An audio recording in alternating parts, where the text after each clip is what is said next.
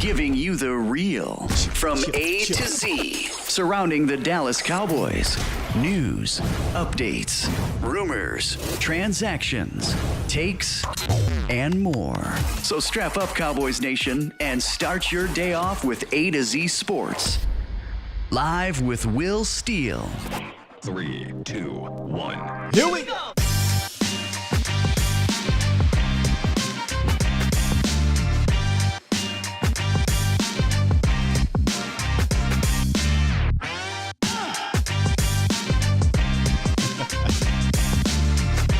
Funny.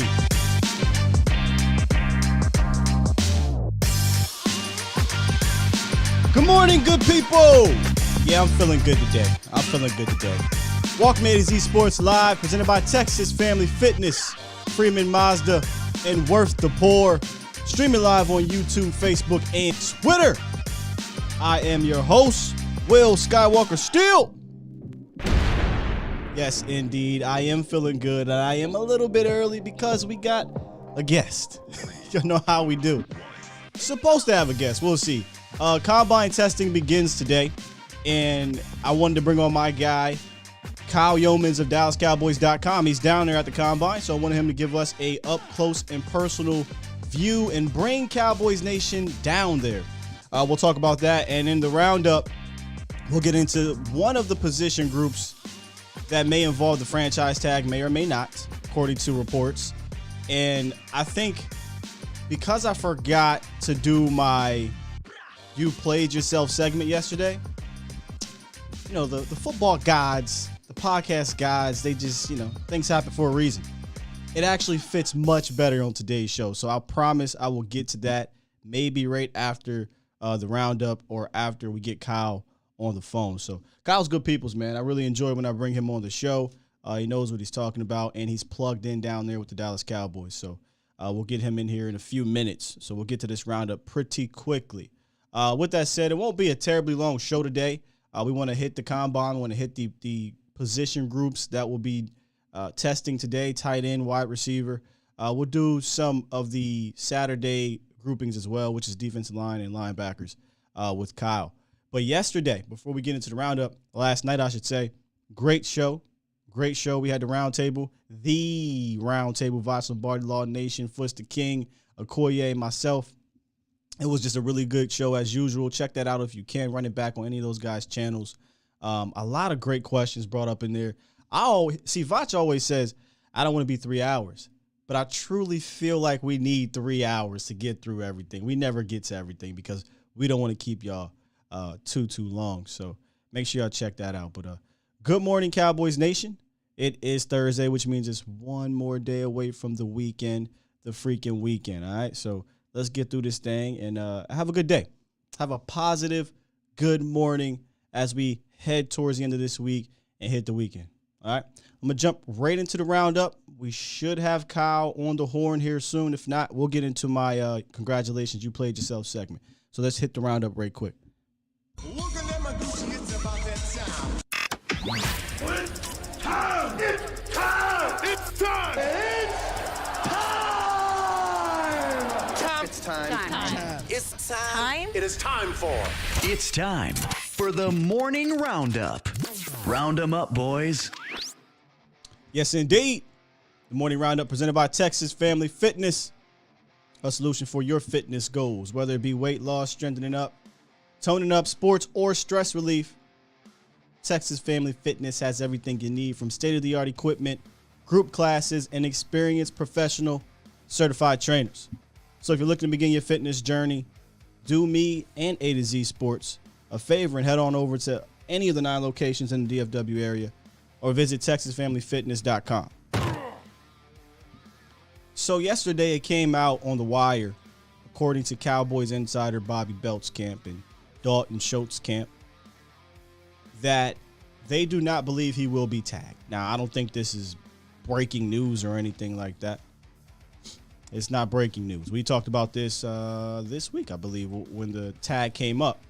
I don't think anybody will be tagged per se, but if there were two positions that candidates or what have you, Schultz was one, and I think I said Curse would be the other. but I don't expect the tag to be used at all. So there is that report from the wire or from the insider that Schultz is not expected to be tagged. However, he still could be signed. We had a very lengthy, I won't say lengthy, but passionate discussion on Schultz a little bit last night on the show. And I'm still feeling the same way about him. I really appreciate what he does. I do think he's a little bit underrated in the sense of his consistency and reliability, things like that. But I'm not going to move off of, I think he's a product of the system, a product of his environment. And I don't know that you want to pay premium dollars to him because then I'm expecting elite tight end output. And with the position group that is really strange in the NFL, there's like 3, maybe 4 elite tight ends, and the rest constantly get swapped out year in, year over. They just do. And Schultz is one of those guys. But the last 2 years, he's been pretty consistent. But if it's going to cost me an Amari Cooper, if it's going to cost me a J-Ron Curse, if it's going to cost me, some player that I hold higher, I'm not for it. That's where I'm at with it. If it's not going to cost me any of those guys, whatever. But I got a feeling that it will. And now you're paying $12, $13, $14 million to essentially like an outlet version of a tight end. No offense, but that's, button hook Schultz. You know what I mean? He catches it, though. He catches it. How y'all feeling about a Dalton Schultz re-signing? I don't know. But if you do not re-sign Dalton Schultz, there are plenty other tight ends in this draft, right? There are plenty other tight ends out there that we talked about. And today, the tight end group is one of the groups that will be testing. And it came out again, per Bobby Belt, Cowboys insider, who's down there right now, that Texas A&M tight end Jalen Wydermyer says he had an informal interview with the Cowboys. And depending on who you talk to, Wydermyer is viewed as the number 1 or number 2 tight end in this draft. I was talking about this yesterday. There was I think it was Foots the King, which I need to bring back on here to talk more draft. He's under the impression there really isn't a consensus tight end one like the Pitts, right? And the more and more you read around and look around, that seems to be the consensus. There's not this standout number 1 bona fide tight end, and it's very possible one doesn't go for a while in the draft. When I say wow, I mean probably not top 15, 20, maybe at the end of the first, maybe in the second. But there's other names that we'll bring up here later in the show. But Wydermyer, he's a guy they had an informal interview with. I don't know about that one, and I'm going to get to it in a second. They had a formal interview or have a formal interview set up, however, with Isaiah Likely. And this is also from Bobby Belt here. A reminder, formal interviews are more important than informal interviews. Informal interviews are had with majority of players. Formal interviews are much more in-depth, and teams are allowed only 45 of those at the combine. So the Isaiah Likely from Coastal Carolina formal interview makes more sense to me because a day 1 tight end or day 2 just seems unlikely. Yes, pun intended. I told you I'm a nut. So yeah, that's how I look at it. If they want to go with a tight end, I listen, man. This thing needs to be late day 2 at the latest. Other needs to me that are going to be there in the first and second round. Quality needs, not just. We're picking for needs just because. No, there's going to be a ton of players I think at 24 and probably 56 too, where it's BPA per need, not just BPA. We just picking the best on the board, even though 2 wide receivers in a row because of the best on the board. No. You're going to go BPA per need. I think that's the best way to go about it. And it's all based on where you rank those needs at. I've always been that way. I know BPA, but you got to add context to it, right? Got to add context to it.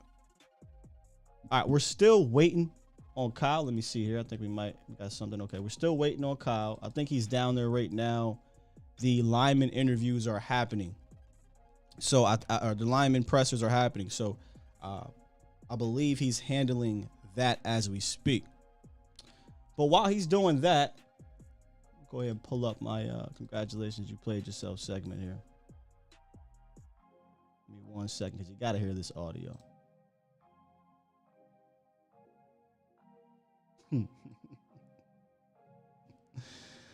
Oh, okay. All right, so listen. Y'all know how I feel about Dan Orlovsky. Or for those that have been on this channel prior to the crossover with A to Z, you know how I feel about Dan Orlovsky. He finally came around on Dak Prescott, but whatever. He still is Dan Orlovsky. So he had some weird, something, I'm going to say weird, not even interesting. A weird take the other day on Dalton Schultz and Amari Cooper. I'll give you the highlight version of it or whatever, the text version of it if I can find it. Here we go. This is just the end of what he said. He said they're better with two tight ends on the field. Okay. And certainly keeping Dalton Schultz over Amari Cooper is more important for their offense. Congratulations, you played yourself. Excuse me, sir. Let me let you listen to the whole thing so you don't think I'm just cherry picking. This is the entire audio from Dan Orlovsky about this Dalton Schultz Amari Cooper thing. One second. Let me pull it up here. Y'all let me know if y'all can hear this. I think the Cowboys can and should trade Amari Cooper, mainly because I think they're a better team in 12 personnel, one back, two tight ends, than they are in 11 personnel, one back, one tight end. And I think you could trade Amari Cooper because I think outside of Dak Prescott, when it comes to their pass game, the most important person on their offense is Dalton Schultz, who's a free agent to be, their tight end. And if it comes down to Amari Cooper at his salary or... Hold on. I'm gonna let you, hold on, Dan. I'm gonna let you finish. The most important player on the offense is Dalton Schultz. Agree or disagree? And again, this isn't crap on Dalton Schultz day, but the most important player on the Cowboys offense is Dalton Schultz. Wow. Dalton Schultz, you should make sure that you take that money that you might be able to recoup in trade value and sign Dalton Schultz. This guy has emerged as a big-time player. You see the statistics when Cowboys are in 12 personnel. They're the third best 12 personnel team in football behind the Ravens. Can I ask you something? Since when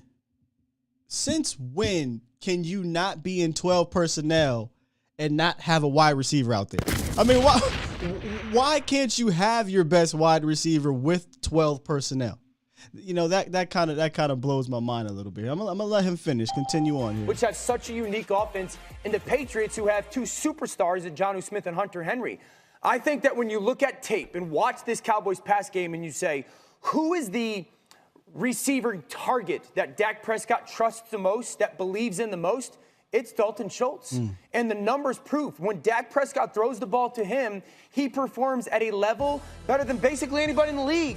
Look at this. If you told everybody at home, hey, Dak Prescott to Dalton Schultz is better than Brady to Evans, you'd be like, what? Matthew Stafford and Cooper Kupp? So I think skipping over Joe Burrow and T. Higgins as well. Really good duos, but that's the best duo when it comes to those two connecting with each other. And that's why I think fundamentally, offensively, they're better with two tight ends on the field.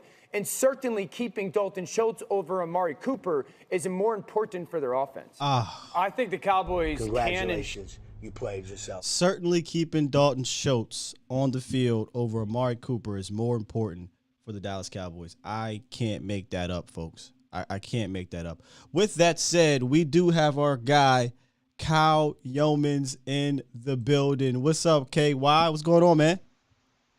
Nothing much. How are you guys? I'm currently walking away from talking to some of the offensive line prospects in this draft, and lots of good ones kind of scattered throughout this bunch, and excited to get to catch up with you guys. I appreciate you taking a few minutes out your day. I did see that you were just talking with Charles Cross or watching the interviews with Charles Cross or what have you, and he brought up Tyron Smith. That's a good one to look after and look out for and try to mimic your game after. Yeah, I mean, if you're going to aim for somebody, I feel like Tyron Smith's one of those guys. I feel like Zach Martin's in that conversation as well. There are plenty of guys that at least in terms of offensive linemen, the Cowboys have always had as role models to the younger generations in the game of football. And you see that continuing on. I mean, it used to be like the Larry Allens of the world, and Larry Allen got a mention today from Evan Neal. He was his favorite player growing up. So Larry Allen's still getting mentioned around these parts. And then, of course, the way and the impact that Tyron Smith and Zach Martin have had their consistency on the game throughout as well has been, of course, making an impact on even the younger offensive linemen that are here this week.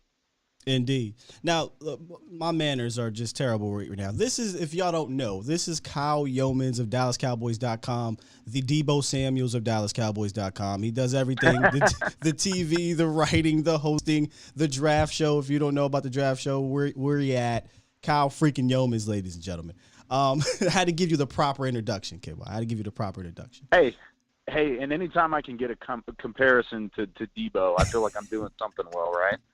Absolutely. So, Yeomans, as fans, we hear the combine and we think about draft prospects, right? But there's like a backroom conversation thing going on with the agents and the teams down there, correct? Absolutely. Yeah, I think it's funny because the forefront of the combine for at least fans out there are the drills. It's the bench press and the 40-yard dash, and it's the cone drills and stuff like that really they get the attention of fans, and it's the primetime event. It's what the NFL wants to sell, whereas probably the most important stuff happening in Indy is happening behind the scenes. You're having the conversations between teams, information sharing between scouting departments, the way the guys hear about certain individuals and the way they think about other guys. And then, of course, the agents of current players are here negotiating deals and having that whole conversation. It's really just a big informational gathering, but also the world's most public job fair is the best way that I like to describe it, because that's kind of what it is there's a ton of people wanting to find a position in the NFL, most of them being rookies, most of them being draft prospects, but there's a lot of behind-the-scenes work going on as well.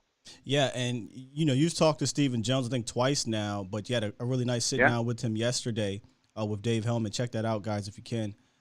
Stephen's done a lot of talking about the cap, right? We understand that with the 21 impending free agents, but the elephant in the room remains Cooper and DeMarcus Lawrence, and you guys are doing a hell of a job trying to get an answer out of Stephen Jones.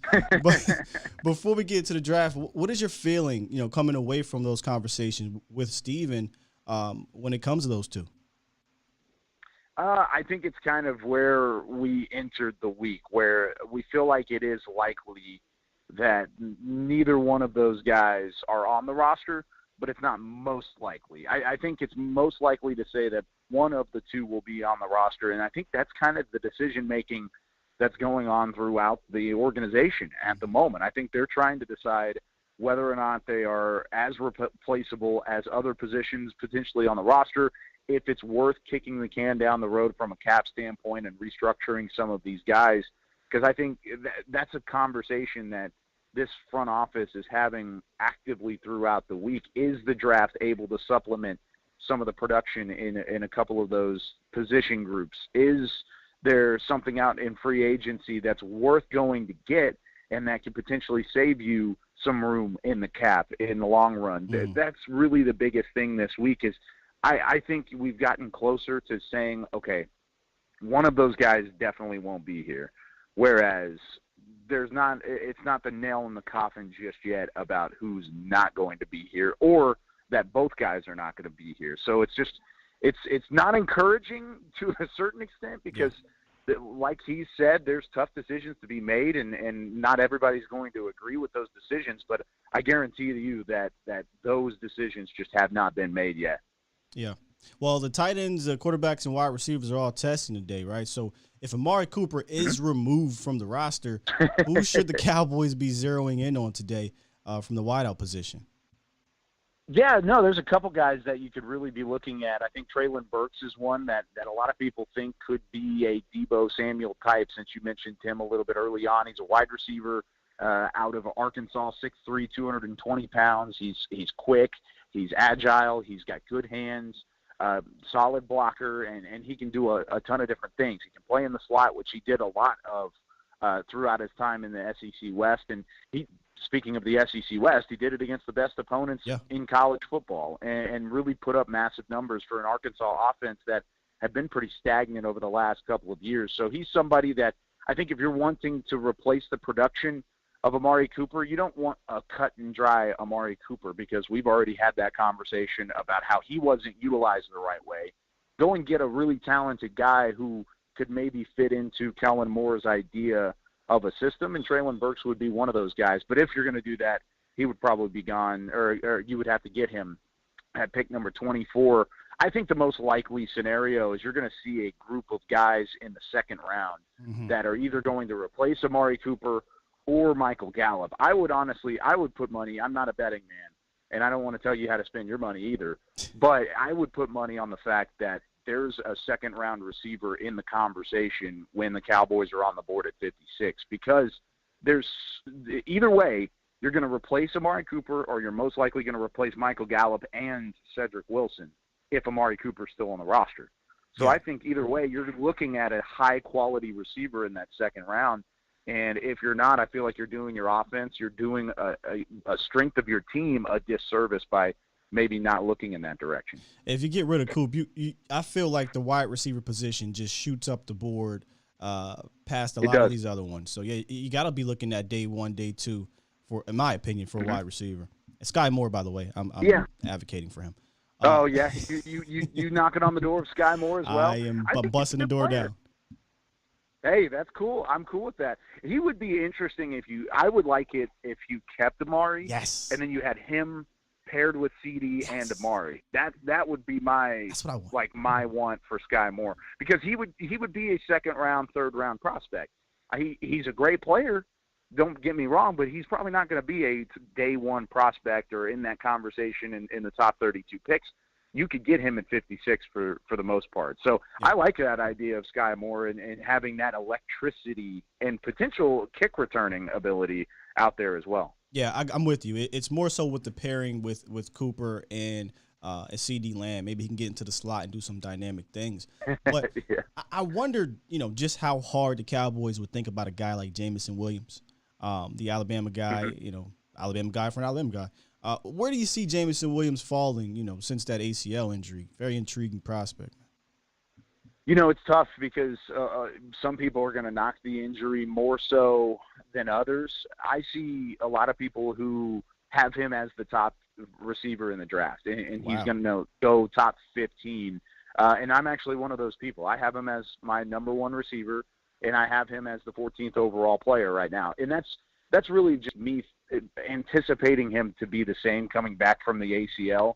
I think this week's a big week for him medical-wise of, hey, is there any extra structural damage? Is there anything that's going to linger from that knee standpoint? And, of course, the injury that he suffered in the national title game against Georgia.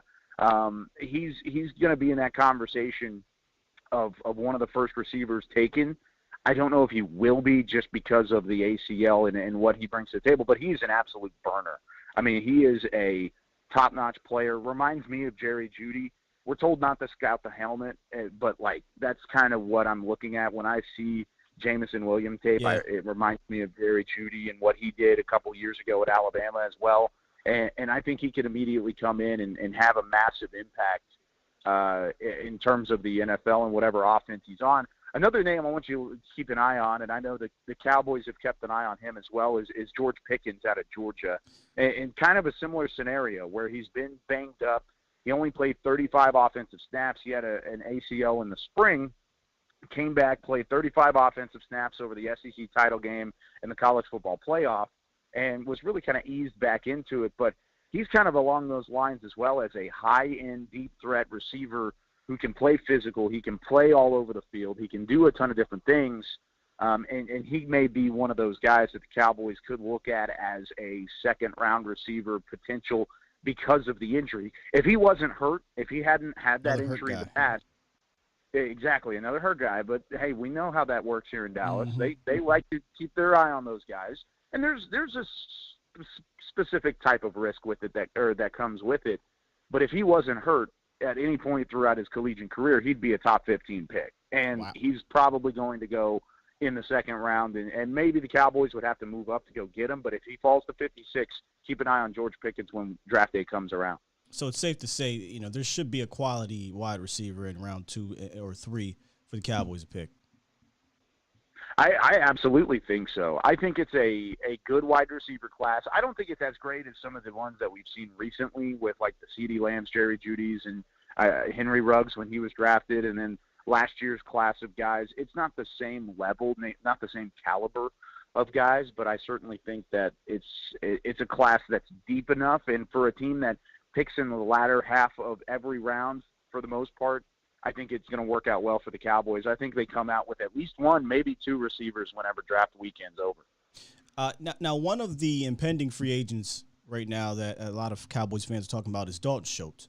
And yesterday it came out that they had an informal interview with Jalen Wademeyer, and they're going to have a formal interview with Isaiah Likely, I believe, from Coastal Carolina.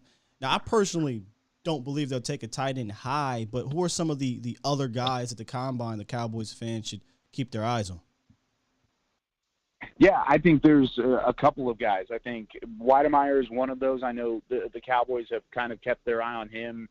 He didn't go to the Senior Bowl, but Likely did, McBride did, Jake Ferguson did, and I know they've had conversations over the last couple of weeks, and I certainly expect them to meet in Indy as well.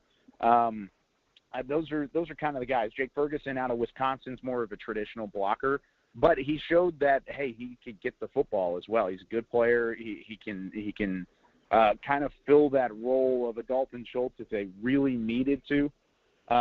He's probably not as much of a pass-catching threat, but we also didn't think Dalton Schultz was a pass-catching threat until 20 either. So maybe he's another one of those guys that you can maybe look at as a threat. I think Trey McBride is probably one of the best receivers out of the tight end group in terms of a pass catcher. He still leaves a little bit to be desired from a blocking standpoint, but he's somebody that Cowboys fans should keep their eye on. And then Iowa State, Charlie Kohler as well is another tight end. Tight ends, of course, hitting the field today. You'll see the way that these guys run, the way that these guys go through certain drills and stuff like that. I think it'll be interesting to see who kind of stands out there, but just know the Cowboys are definitely going to have their eye on tight end, because even if it's not Dalton Schultz that's going to come back, I think there's a chance that Blake Jarwin, there's something that happens there maybe, because he's kind of been off the radar. At least he's been a non-factor, and usually the Cowboys will try and make a move a couple places like that. Yeah, the depth right now as we speak, because there is no Dalton Schultz, is very slim. I love Blake Jarwin's potential, but we can't keep using that word anymore. He is what he is at this point, unfortunately. I'm going to channel my inner Kanye West real quick, man. Listen, I know the quarterbacks are today. I know the offensive linemen are tomorrow. I'm going to let y'all finish. But Saturday is defensive line and linebackers. And I am excited for the D-line and the linebackers, Kyle. Who are you most interested to see on Saturday with the big boys and with the linebacker position? Man, I'm excited to see these big three techniques get after it. I want to see who's athletic, who has that lateral movement, who has a little bit of bend. There's so many different guys in this draft class, and a deep edge rusher class too. I think the defensive line unit and the prospects that they have here in Indy this week I think they stack up against any of the positions in this draft, and even over the last couple of years in terms of a defensive line group, especially at edge rusher. Look at all the edge rushers that are going to go off the board early, that are still going to go in the top 20, and then are going to go in the second, third, fourth, fifth rounds. I mean, it is a very consistent class of edge rushers. You've got the guys at the top like a Kayvon Thibodeau and Aiden Hutchinson, but then you've got guys that maybe the Cowboys could keep an eye on, and like a George Karlaftis, a Jermaine Johnson out of Florida State. There's so many edge rushers in this class. So them paired with the big three techniques, maybe go get a nose tackle again. I think that would be something that the Cowboys could be excited about moving into the latter parts of the week. Yeah, it's unfortunate, though. I'm with you, because all the primetime stuff, all the stuff that these draft nuts want to watch is pushed into the weekend for primetime ratings. And it's like, man, I just want to watch some big guys run around. Yeah, I have to selfishly ask you a question about said player. Jordan Davis, I totally understand the value of the position is not high in the NFL, but I kind of throw that out with this cat. Will he be down there? Yes, he will be down there. How do you expect him to perform in the Combine this weekend? If he tests, and we don't know if he's going to test or not, if he does, I think he's going to perform quite well. I think there's a little bit too much thrown into he played 2 downs at Georgia. He was only a 2-down player. He was in a rotation of the best defensive line group in all of collegiate football. So that doesn't – I mean, they're going to have like 12 guys off of that defense.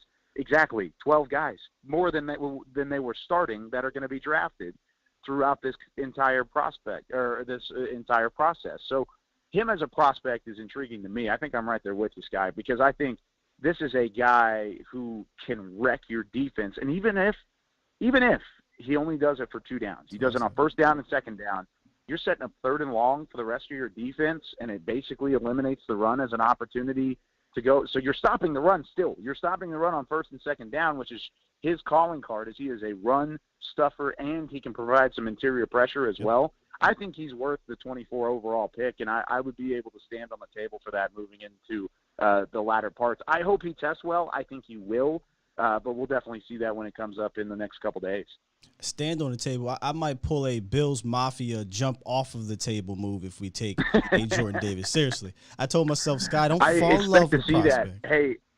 Hey, I ran a half marathon for CeeDee Lamb, so I expect you, if they take Jordan Davis, to do the Bills Mafia thing, and I want to see it on video. I might be down here or up there, wherever the hell we are, at Vegas. So if it happens, I think I have to I have to be true to my word. Man. I'll jump off the table. I love it. But hey, Kyle, I appreciate you joining us for a few minutes, giving us some insight down there at the Combine. Make sure you have a good time down there, buddy. Soak it all up. Yeah, absolutely, guys. Thanks for having me. Yeah, thanks, Kyle. That is Kyle Yeomans of DallasCowboys.com. I don't have my clap anymore, but give him a clue bomb, man. I'll give him a clue bomb. Appreciate Kyle, as always, coming through and giving us some insight down there with the Cowboys and that Senior Bowl. All right, so here's what we're going to do. I'm going to switch focuses here real quick and tell you guys about a few of our sponsors before we hit the open lines. Now, if you guys want to call in and add into all this stuff, you can. 351-999-3787. 351-999-3787 is the call-in line. But before we do that, I do want to remind you guys about our ride of the week this week, which is the Mazda 3, the 2022 Mazda 3 that comes in at an affordable price with a luxury feel. They have the Apple CarPlay, the Android Auto, the blind spot monitoring, the backup camera, the keyless entry, just some of the features that they have. And the folks down at Freeman Mazda are amazing in Irving, Texas. So definitely check out the ride of the week if you're interested in purchasing a new vehicle or getting one for your children. And I always say this, if you're an older fan that has kids eligible to drive, get yourself a car that has the blind spot monitoring. Perfect. It's perfect. Also, Worth the Pour out of the Colony in Texas. Take the edge off of game day. Stop by Worth the Pour Spirits and Wine in the Colony, Texas. Worth the Pour is a family-owned and operated luxury liquor store with affordable prices. They have a wide variety of spirit, wine, and beer samples available, making your drink of choice decisions easier than ever. And for the game day party that won't end, they even offer liquor deliveries to all of Denton County. If you live outside of Denton County and want to schedule a delivery, just give them a call, pass along your zip code, and they'll schedule a delivery if possible. Don't want to call? Cool. Download their Worth the Pour app on the phone and schedule your delivery today. Appreciate you guys, man, rocking with me through that whole thing. Kyle Yeomans is great. Great interview there. I love that he gave us some of his time. I was actually following him real time on Twitter as he was sitting through the press conferences for the offensive linemen. I think it's important to kind of get a feel down there. And one of the questions that I asked him about was, I understand we're, as fans, we look at the combine for the players, the prospects, but the behind the scenes, every year you hear about agents talking to owners, general managers talking to players, agents, and trades, and getting a feel for said pro personnel players, not just the prospects. And if you go listen to the interviews with Stephen Jones, he talks about Randy Gregory and things like that. Part of me really feels like Randy's going to be back. At what price? I don't know. Part of me feels like he'll be back, though, because of those backdoor type meetings, the, hey, you're my guy, we've been here type thing. And again, what we believe is a team-friendly deal may look like a jackpot deal to Randy. So, and I still think that could happen. Do I see anywhere upwards of $19-20 million? No, I don't see that happening. But I see something south of that, way south of that, where Randy could feel comfortable. The Cowboys feel like they got something out of it, and Cowboys Nation aren't freaking out about paying two guys $20 million per. Well, if they get rid of DeMarcus Lawrence, it won't matter, will it? It won't matter. All right, man, what you got to say over here in the chat? Danny says, if Davis runs a sub 5.040, he's going inside the 20. Brother man, if a 6'6", 350-pound, 40-pound man runs a sub 5.0 in the 40, top 20. See, that would be one of those things where if he falls out the top 15, top 13, top 10, it's only because of his position, because that don't make sense. I'm not even expecting him to run a sub 5. I'm really not. I don't need him to. I don't need Jordan Davis to hawk a guy down from 20 yards. I just need you to disrupt folk inside the phone booth. Push people back like you the refrigerator right into the lap of the quarterbacks. But a sub 5.0 for 6'6", 350, 340, man, stop playing with me. Stop playing with me. I'm running. Listen, I'm telling you, I mean, I don't know if I'm be in Vegas, but we are in talks for it to happen here at A to Z. We're trying to make that happen. We're going to do a kind of a cross talk thing with Nashville, Dallas. We'll probably get a few other of our cities. By the way, we've expanded. A to Z Sports has expanded to 5 different cities: Tampa, Chicago, Pittsburgh, Cincinnati. We've already had Kansas City. I forget what the last one was. My apologies. But, yeah, man, A to Z is definitely out here and doing big things. So you could see me down there in Vegas. And I promise you, if they take Jordan Davis at 24, I will jump off the table. I'll do it. I'll do it. Professor O says he'll be there. All right, man, if you're there and I'm there, let's link up. I know I saw my boy Jay Tuck in the building. I know he's trying to go to Vegas. Felipe, how's it going, Felipe, all the way from France? He says, linebacker is a need, in my opinion. We have the Hunter and Parsons. I think we have the cover in Jabril Cox. Who would our enforcer in this draft be? Oh, I like that. I like that. Well, don't get it twisted, man. Parsons could be that too. But lots of linebackers. We actually covered this yesterday, last night on the show. Lots of linebackers I like in this draft. From day 1 to day 3. Let me see if I still have that visual up. Give me a second, fellas and ladies. Okay. So if you're looking for a type of linebacker, Felipe, this is where you want to look at the measurements, the Dan Quinn criteria of linebackers. You're looking anywhere between 6 foot to about 6'3". You have some anomalies. Come on up now. What you doing? You have some anomalies in like Devondre Campbell, who's 6'4", about roughly anywhere between 215 and 235 pounds at the max. If you're going to go above that, you're looking at freak guys like a Micah Parsons. Are we good here? So you're looking at freak guys like a Micah Parsons. So where could you get an enforcer? I mean, we're using adjectives here, but just get me another playmaker, and there's a ton of them. The Lloyds, the Deans, the Chad Mumas. If you want to go later, you're looking at the Troy Andersons, the cat from LSU. I do like the linebacking group here from rounds 1 to about 3 or 4. So I don't think you need to take one in round 1, Felipe, but I think that you'll get a really damn good one in the first day or two. Danny says after this week, Lloyd jumping up to top 10. Christian wants to know what time the combine starts. I believe the action begins at about 4 o'clock in regards to running, but the bench press starts at 10 Eastern, so 9 Central. I don't care. Dro said, Sky, no, Jordan Davis is only a 2-down player. What my man say? We don't care. Dro, I don't care, man. I don't. I'm completely eliminating the value, the positional value with that man, because I believe he's different. and that he can, if he can only affect, as most people say, and I kind of agree with Kyle here. I know he's getting held to the 1 down, 2 down guy type thing, but I think he can be a push the pocket type player. Now, will he play 70% of the snaps? Here's one thing y'all failing to realize. Nobody under Dan Quinn is playing 70% of the snaps. Most of these guys are only going to play 35, 40 max, right?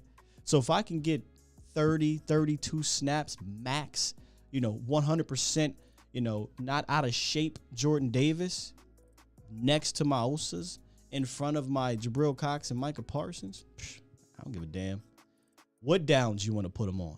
I believe in that man that much. And I shouldn't, because I always get excited about one player and it tears me up. I told y'all I wasn't going to do it, but I did it. But here's the thing about this one. I know the Cowboys ain't going to take him because they don't value that position high enough.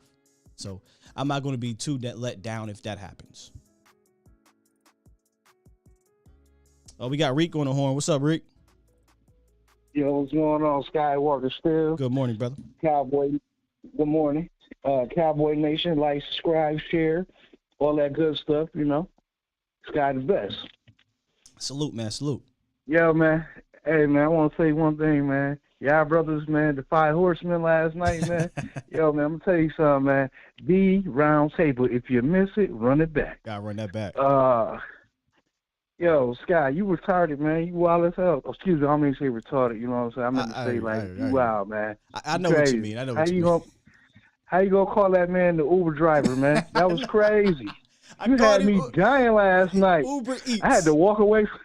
Uber Eats, man. I had to walk away from the damn phone last night. I was like, this dude crazy. Bro, where's the lie? Where's the lie?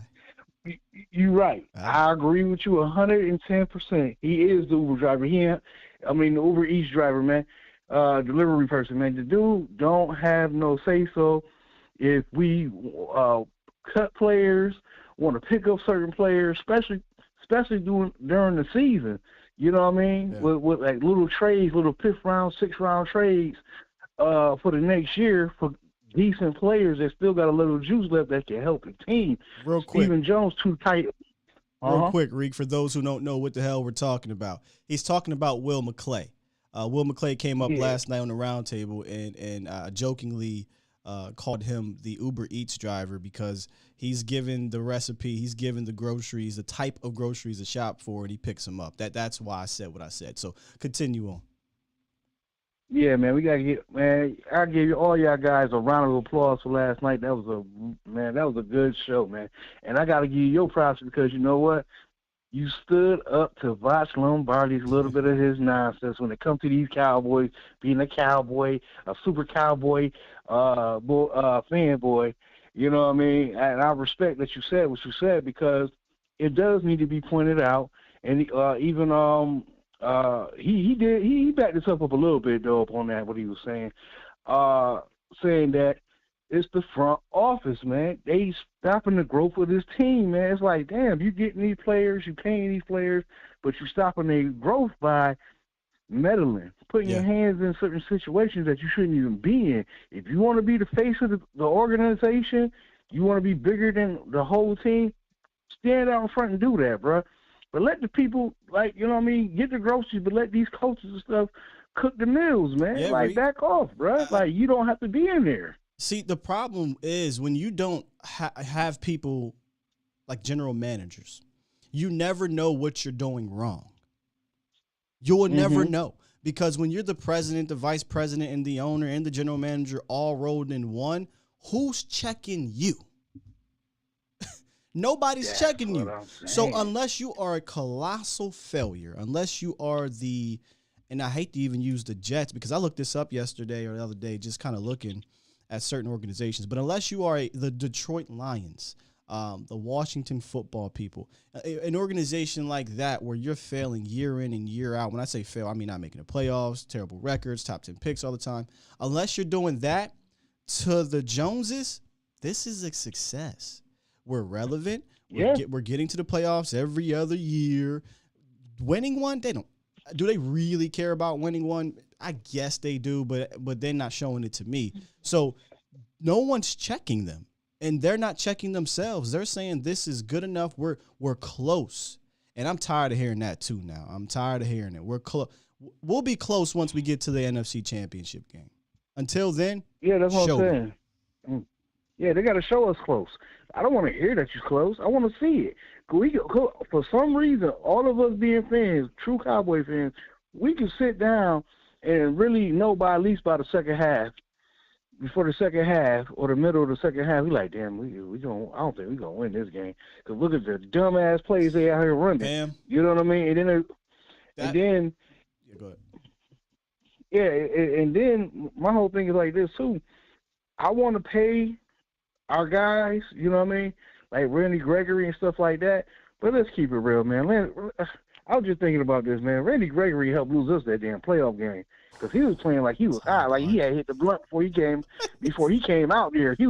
I don't know why he looked crazy in the face. He had that crazy look in his face that he wasn't there in that game for some reason. Because he kept doing bonehead ass fucking plays from the goal. I didn't notice it until after the game. Besides the penalty, right? The penalty at the end, you noticed that. But after the game, you go back and you watch. You're like, what the hell is he doing? Like he didn't do this all year. So he definitely ended on a sour note. A guy like Tyron Smith ended on a sour note. I mean, you could argue Dak ended on a sour note. A lot of our top players kind of ended on a sour note. But that Randy Gregory one was very strange because I still feel like, and maybe I'll try to get some digging on this with Randy, I feel like he was coached to do all that holding. And I never really looked at Randy as a dirty player, but there was a whole lot of dirtiness in that game. And there's a difference between being tough and playing psychological, mental games with your opponent and just flat out doing dirty stuff. Yeah, but it wasn't even a good dirty. It was a real bad, bang-up job dirty. Like, dude, just play the game and win. You putting us in positions, if you don't do that, we get the ball back. We're not giving these dudes extra downs. What the hell is your problem, man? I'm like, damn, I know we want to keep Randy Gregory and all that, and I'm not for giving the dude up because I still think he's a special talent. But he has to be reasonable, man, because ain't no way in heck that I think the Joneses should sit down with him and throw him and back up the Briggs truck. Yeah, they can't throw the super bag at him, no. I would go back and play all that playoff game to him and be like, yo, bro, look what you lost it. You lost the game, bro. Oh, like, you gonna have to come with a discount. Jerry's already setting you up for that negotiation. I don't know if you guys caught that a few weeks ago where he talked about how me and Randy Gregory we were tight and things like that. And, we've been through the mud, and I'm using different words, but I'm summarizing it here. But, we've been through the mud together, and all this other stuff. So he's already setting you up for how those negotiations are going to be. He's going to go in there and say, hey, brother, we stuck with you. Okay? So, you're going to take this type of contract or you can go test the free agency market. My thing is if you're going to get rid of DeMarcus Lawrence and Randy Gregory does not re-sign with you, then you need to get a premium defensive end in free agency. You just have to, bro. You cannot go into the season losing possibly 3 of your better players from last year, Randy Gregory and Mark Cooper and DeMarcus Lawrence. Yeah, because it'll be foolish, man. And like them dumping on Coop because they got an attitude with Coop. You know what I mean? It's like, come on, bro. You got a dynamic number one receiver over here, and you're not using that toy. What the heck is wrong with y'all? You know what I mean? It's like, how do you spend a first-round draft pick on this guy? He comes in and he shows that he was worth the first round in the beginning. But since y'all want to play with the money, Stephen Jones so tight with the pocketbook, he pocket watching all the way. You know what I mean? Mm-hmm. And not letting this man go out here and win us games because it's like, even if you go back to the damn playoff game, Coop scored the touchdown. Coop helped us get down the field. And you don't want to pay this dude? Man, if this dude if they do some foolish junk and not at least try to restructure his contract and let him leave here, and he goes to a team like go to a team in our division, and they got a quarterback over there for him, he's going to eat us up. I mean, to me, he's going to do it personally, bro. It sounds like, Steven doesn't know what he wants. He doesn't know what he wants, or he doesn't know what the hell he's doing.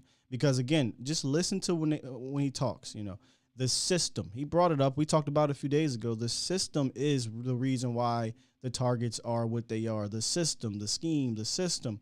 Well, sir, it's not like this changed 2 years ago. This has been the system from 2 years ago when you signed him to that extension.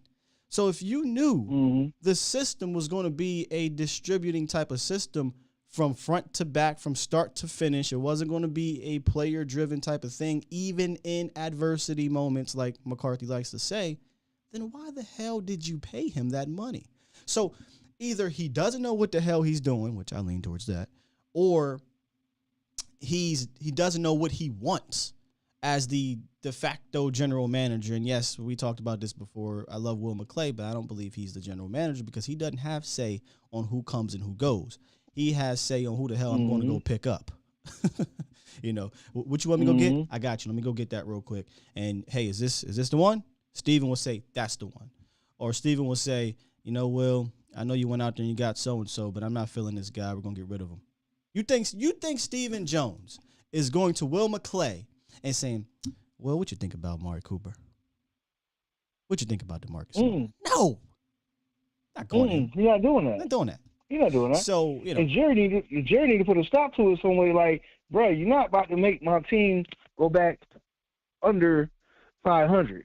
You know what I mean? Or just at 500. You're not about to do that, man. Because this next season, we're going to have a harder schedule. People is going to be aiming for us even more. So it's like, bro, let's keep the team, the most of the nucleus that we got, and just build on that, man. Yeah, I feel you. I want Reddy to call in. I want to talk to you about this one. I know I can't do the text all the time with you because I'm so interested to hear. I want to rebut and fuss with you, Reddy Red. Call into the show, man. He's the one that he wants to get rid of Coop. And one time, I'm gonna say one time, and I'm gonna leave it alone. Get me Jordan. What is it? Jordan Davis? Yeah. Get me that guy. Because with that guy, that opens up the rest of this defense, man. That for some reason, a big boy like that, and I hope we grab him before New England grab him, because New England, they love big boys like him. He probably reminded them of Wilford, and you know they love big boys like him. That's what in the middle. Yeah, I kind of compared them to Vince, but not in the sense of they different body types because Vince was a little shorter and wider. Well, this dude was built like a pickup truck. But Jordan's longer, and I think he's more athletic, even though Vince got a couple interceptions on his resume. But yeah, that's kind of how I view him, and that's why I say screw positional value. The kid can be a game changer in the middle of your defense. Hey man, get me him a green. I'm cool. All right, the offensive line dude, man. All right, Sky, man. I want to hold the line up, man. Peace, Cowboy Nation. Everybody, stay up, man. Thanks. Appreciate you, bro. Yeah, I know. I'm fussing already. That's my guy. But no, seriously, man. Here's my. I thought I turned it off. Here's my thought process on those that are like, yeah, just get rid of Coop. Who on Coop's level, right, or better than Coop or whatever, do you believe will come in here and be just ridiculously better? Like who? I channel my inner WWE, my New Day. Who? I'm setting it up. I'm just curious because I understand that there's better players, not a whole lot of them, but there's better players or what have you.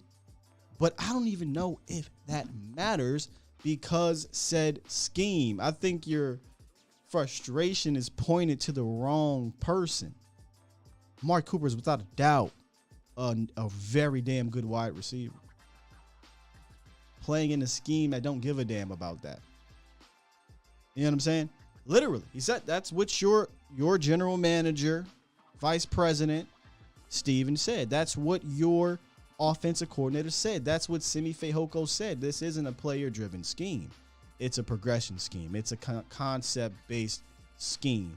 It's a system that does not go to or target to one player down in, down out, game in, game out, no matter how big the game is. So if I swap Amari Cooper out for Randy freaking Moss, it won't matter. Because if Randy Moss is doubled, Kellen is like, nope. Next progression. Now I'm being hyperbole here, obviously, with Randy Moss. But that my point stands. I can replace him with a Chris Godwin a Juju Smith-Schuster.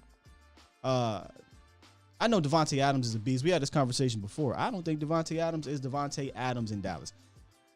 Another one. We talked about this last night. Deebo Samuel is not Deebo Samuel in Dallas.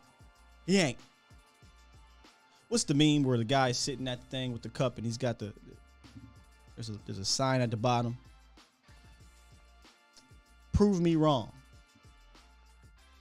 Deebo Samuel would not be Deebo Samuel in Dallas. Prove me wrong.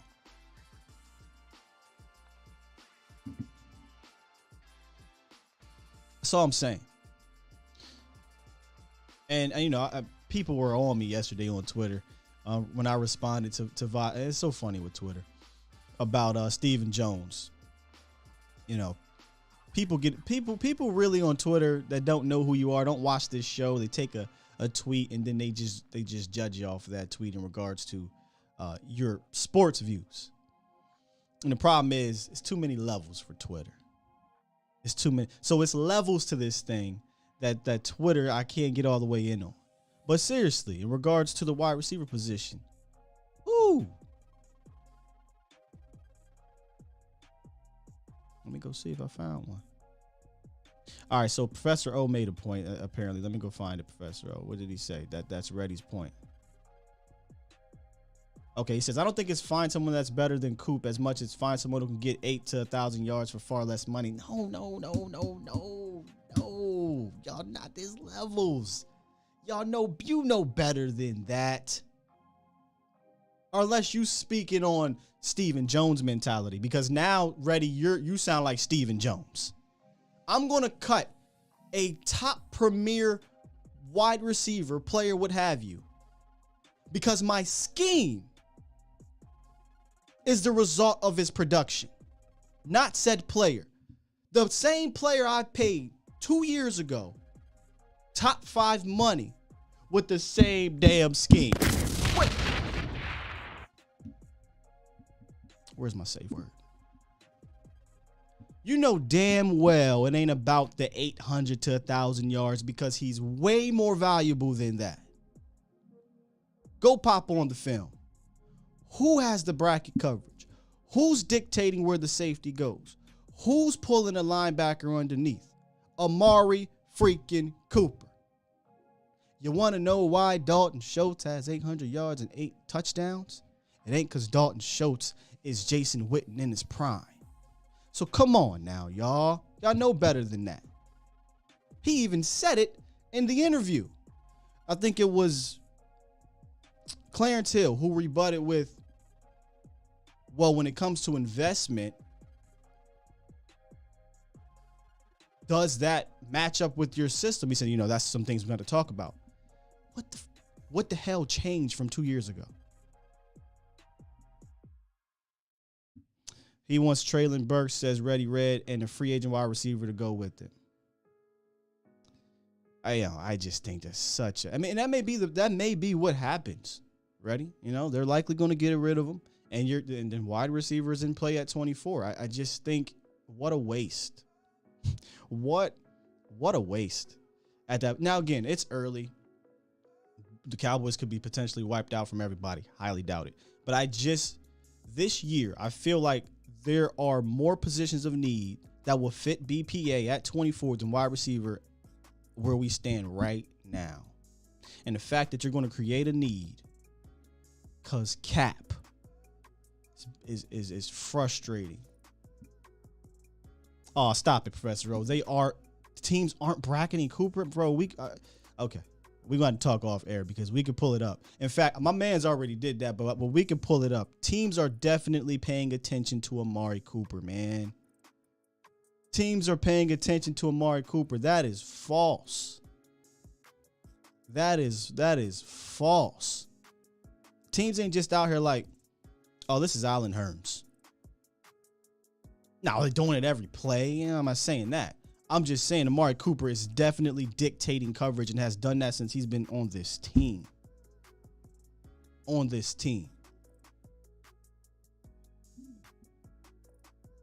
Need my safe word. Y'all killing me. We want to replace him because the system is the reason why. And let's be real, he got 800 yards missing 2 games. This is nonsense. This is utter nonsense. We're going to create 2 needs cuz cap.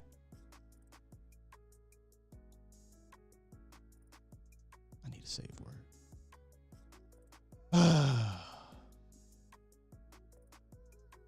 Tom says, I would just tell my defense, okay, Coop been thrown 5 times. He hit his quota, so don't cover him now. Yeah.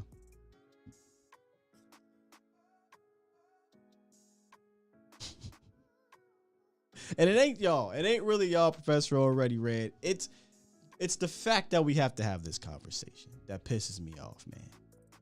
I'm hoping there's some swerve that happens. I'm hoping this does not happen at all and we get swerved and we can go into this draft and truly be at a position of an advantage, as opposed to taking 2 positions we're fine at and create them to a need.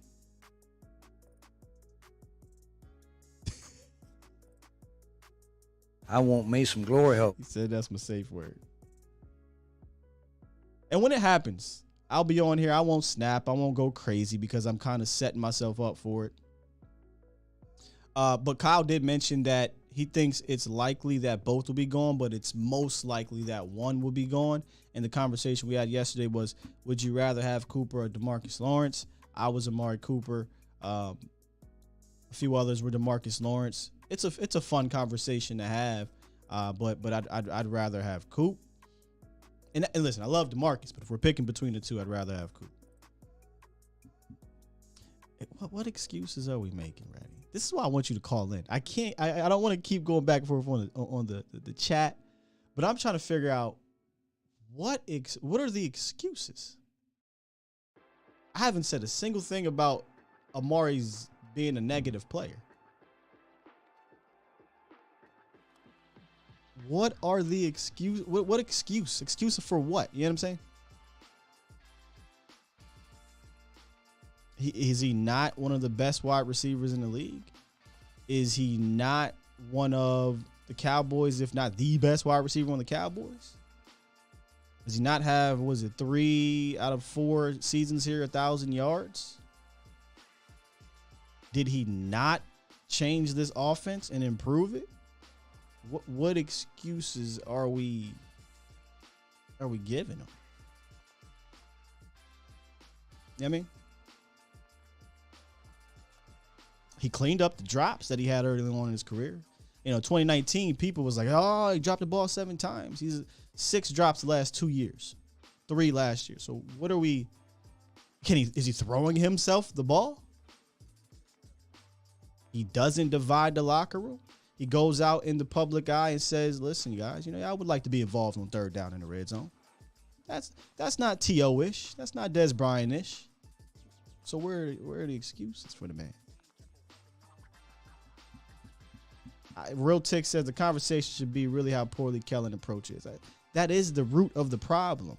I was told on Twitter when I talked about Stephen Jones, it's so funny because if y'all know me, y'all know I'm not negative Cowboy fan. I'm pissed off right now, but throughout the year and previous years, I'm one of the most optimistic guys. But I keep it real and call it how I see it. And they're like, you're part of the problem. You are negative, you hate Cowboy. I'm like, what? Bro, you don't even know me. Because I'm criticizing Stephen Jones, I'm negative Cowboy fan.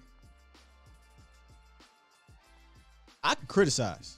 I'm just trying to figure out where is the criticism I should lie on Amari Cooper right now. You know what? A lot of the people with the mask thing will say he got COVID if you want me to criticize that. But from his play standpoint, where should I criticize him? That's all I'm saying. Where should I criticize Amari Cooper at this point? Because he's not throwing himself the ball?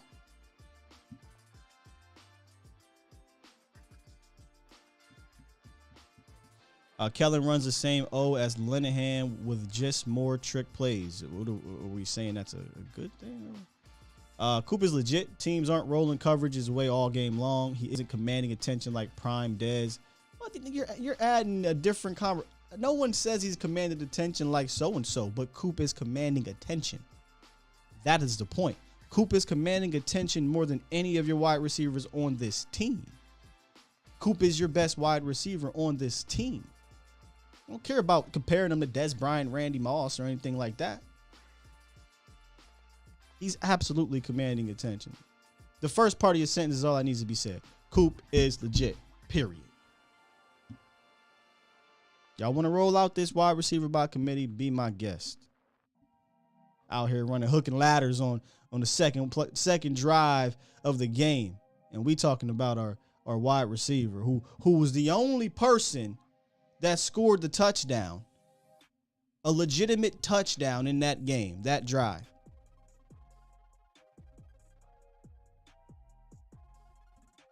I want me some glory hole. Need a safe word. See, y'all got me started today. It's levels, boss. It's levels. But I'm repeating myself. This ain't nothing new. TC915. It's okay to critique our favorite football team. Yeah. As fans, we watch them everywhere. Invest our time. We can say what we feel. We've earned that right. Sure. Special K says, but Lamb has the ability to be a number one. There's no doubt about that. I think a CD Lamb is a number one type of wide receiver. Now he has to be, has to earn that. But he has that talent, and I don't even know that they're using this guy the right way either. If you're keeping it a bean, but I think CD Lamb is a ridiculous talent, phenomenal talent. I'm not worried about CD Lamb. There's really people that said that CD Lamb is a disappointment. Like I love y'all because we fan, but there's certain fans I don't talk to on Twitter, but I see, and I'm like, what really are we doing here, man? And it's one thing to be negative, but what you have to have the ability to do is to take your your frustrations. It's one thing to be frustrated, but take your frustrations for a quick second, put them to the side, and let's talk logically. Let's be real, right? Let's add context to these things. To call CD a failure is ridiculous. To say that he has some drops and needs to work on that is absolutely correct. We saw Amari Cooper go through that same thing. Hey, man, catch the ball a little bit better next year. But there are people out here questioning CD Lamb as a legitimate wide receiver. I've heard overrated. I've heard not worth it. I've heard I would not have drafted. I won't draft him. I'd have took that defense in. Obviously, you got Justin Jefferson or what have you, right? That could have been a guy you took too. But I just think there's just so many far left conversations built out of frustration. For a quick second, remove your frustration and really listen to what you're saying. You might be like, well, I'm tripping. True says we have to see CeeDee Lamb get the attention that Coop gets first. Well, he might be in that position now, right? Like he might be wide receiver number one. We'll see how he handles it. Also, Derek says CD has been a disappointment. Jesus Christ.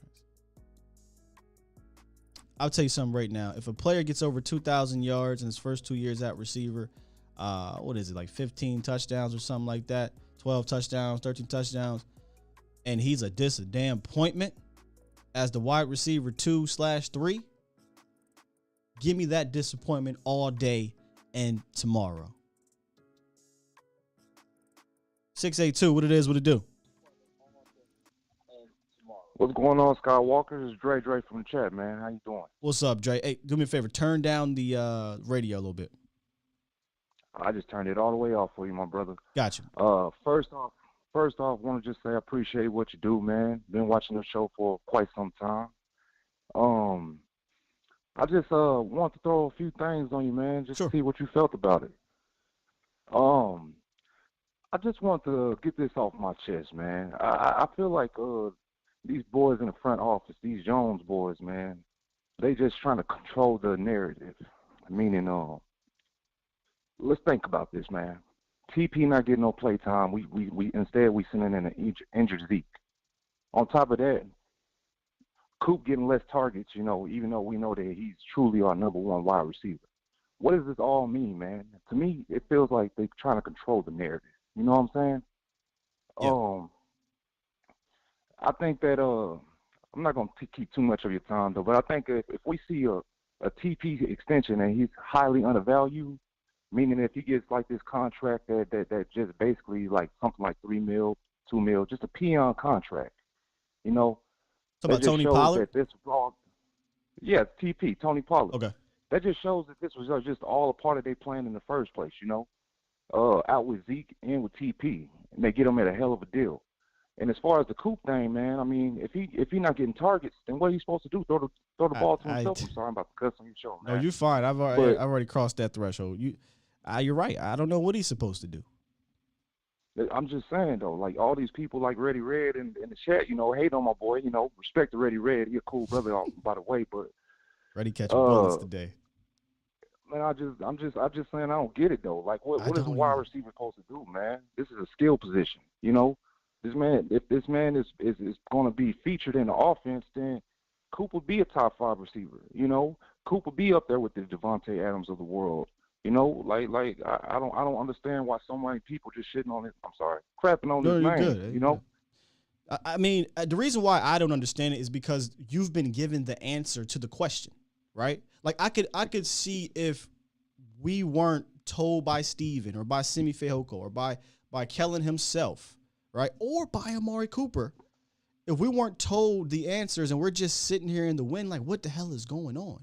What's wrong? The answer has been given to you, yet we want to ignore it. Not we, but a few want to ignore it.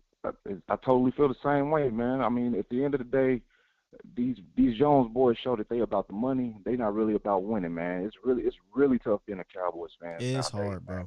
It's hard, but really tough. Listen, when they try to tell you we fair, what's not the word fair weather, but we're a bandwagon. You tell them, how the hell can you be a bandwagon fan when you ain't won shit in 26 years? We ain't did nothing, brother. Last time we won something, I was 4 years old. Do you feel me? 4 years old, bro. You know what I'm saying? Yeah. I'm afraid that I'm going to leave this earth and they ain't never going to see another Super Bowl. It is what it is, though, my man.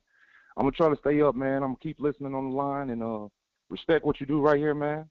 Big ups to you, and keep doing your thing, brother. Thanks, bro. Appreciate you. You too, man. Let's get this 757. 757, you live. What it is, what it do? Hey, Sky. How you doing, man? I'm Just good, want to man. let you know, man, I appreciate your work, bro. Thank you, man. Appreciate that. And, who am I speaking with? This is Todd, man, from VA. What's up, Ty from VA? DMV area. Hey, yes, sir. Hey, I was just, wanted to, touch bases, man. Like, look, everything you're saying is 100% correct, man. We focus too much on the players. The players can't do nothing unless the coaches in the front office allow them to do it. And I feel as though that they lowballing these guys so they can try to get them at a cheaper rate when it's time to be signing, which is that don't equate to trying to win football games. That equates to just keeping their pockets fat and keeping us fans frustrated, because it's one thing when one person say, okay, you're not doing this. Two may say you're not doing this. But when the whole nation basically is saying you're not doing things for the organization like you're supposed to, come on, man, that's a problem. Yeah. And I just think their priorities are in the different, it's not where it's supposed to be. We got too much talent, man, for the last few years to keep going the way we're going. And then they keep saying they want to go by the draft. Well, they pick good at the draft, but by the time the guys get to where they feel like they're going to be, it's time for them to leave. Boom. Oh, man, I'm glad you said that. I had a whole – see, I didn't want to ether my bros yesterday with my boy Vach, but I had an ether argument ready if we really went in on the Stephen Jones stuff. But that is perfectly said. The Cowboys are so far behind. I don't want to say so far behind. They just aren't forward thinking. They think just because we're going to draft well that will get us to the promised land, and it's so wrong. Because if you look at all the other teams that do draft well, they still participate in the trade market and they still participate in the free agency market, because young players, they don't peak in year one, in year two. It usually takes about 3 years, 4 years, sometimes longer. And like you just said, by that time, they're going to price themselves out of Dallas, and Stephen Jones is going to come right back on the horn and say, well, we got to make sure we pay our own. We got to have the pie to pay our own, and they don't pay their own, or they wait to pay their own, and it costs more money. And we're in this repeated cycle when you could just go out there and get a proven guy or two that helps you get over the hump. Free agencies to help you get over the hump. Yes. Yes, and that's the frustrating part about it, man, is that I can see this, you can see this. These guys got millions and millions of dollars to be trained to see this, but they're not seeing. They don't want to see it. So it all boils down to this: are you really for winning the championship, or are you worried about what's going on in your backyard, as far as like your money and negative publicity is good publicity? I get hear what I'm saying? Yeah, I hear Jerry talk a lot about Super Bowl, but I don't hear Steven say that a lot. They're more concerned about the future. We talked about that, right? There is no pressure for the present. They only care about profits for the future. That's why you hear him talk about 23, 2024, 2025, because he has no pressure as a general manager to get it done right now. So, I don't ever hear Steven talk about wanting to get it done now. It's always about the future. You're right, man. I just wanted to, say that, man, and just get that off my chest, because right now, man, I'm 46 years old, man, and these last 20-some-odd years, it's been very frustrating, man, because we can see it clear as day. But I ain't going to take up too much of your time, man. I just wanted to, say that, and let you know, man, keep doing your thing, man, and forget all these people trying to say that you being the negative Nancy. No, man, you're one of the most positive brothers when it comes to the Cowboys. And what you're speaking is facts, and people hate the facts. But, you keep doing your thing, man. Appreciate it. Thanks, brother. Appreciate you, man. Yeah, I am the farthest thing from that, man. In fact, it bugs me that I got to be negative. But you got to tell the truth, and sometimes the truth is negative. Yesterday, we talked about Stephen Moore. And one of the teams that Stephen Jones loves to bring up, this is on record, is the New England Patriots. And to me, I always laugh. I'm like, why are you bringing up them? You do literally nothing like them. Nothing. The Patriots are forward thinking. They're progressive. They're not reactive, right? They see a player that they know down the line, we're not going to keep him around. You may not like the move, but they'll trade him. Logan Mankins, Richard Seymour. They traded Randy Moss. You know what I'm saying? A couple other people. Cut a Lawyer Malloy. I mean, more players. We can keep going. They also make trades. They go get the Rodney Harrisons, right? They signed some of these free agents. They traded for Wes Welker. They traded for Randy Moss. They signed free agents. They spend money. It's not shopping at the Dollar Tree all the time or Marshalls. They spend money. They traded for Corey Dillon. They signed Darrelle Revis. They signed Stephon Gilmore. And the beauty of what the Patriots do, too, in their history the last 20-some years, is even the guys that they sign on these 1 or 2 year deals or cheap deals, a good amount of those guys end up panning out more than a year or two. They stick around as a core player, or they are an immediate impact for that year or two to help them get over the hump. That is the exact opposite, and I want to pull up the graphic for you guys. Y'all know exactly the one I'm going to talk about. That is the exact opposite of the Cowboys' free agent plan. Here are the Cowboys free agents. Now, I got to bring this all the way up here. 1 second, y'all. And not a single soul played beyond 2 years on this list. Now, obviously, the list on the far right can still be re-signed, like a J-Ron Kurz, Hooker, things like that. Most of these guys are 1 year and done. Most of them are 2 year and done. And in their time here, the most successful guy you have on this list is Randall Cobb and J-Ron Kurz. Ladies and gentlemen, this is about 27 players signed in free agency, not even counting the other ones that are small-timey guys. 27 players or so, whatever it is, from 2016 to 2021. Not a single one of them remain on your team. Not a single one of them were impactful beyond a year. Still to be decided. You know what's hilarious? The one player on this list that got a 3-year deal is Jameis freaking Olawe, whatever. A fullback You know how many receptions Jameez Olawale had with his 3-year, $5 million deal? You know how many receptions? Let me just let y'all take a guess. Don't go look. Don't go look. How many receptions did Jameez Olawale, the hybrid tight end fullback guy, have when he signed his 3-year deal? The only 3-year deal on this list. Don't worry, I'll wait. Come on.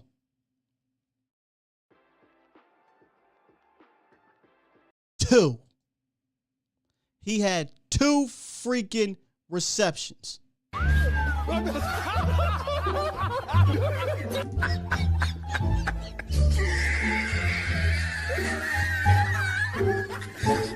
my goodness.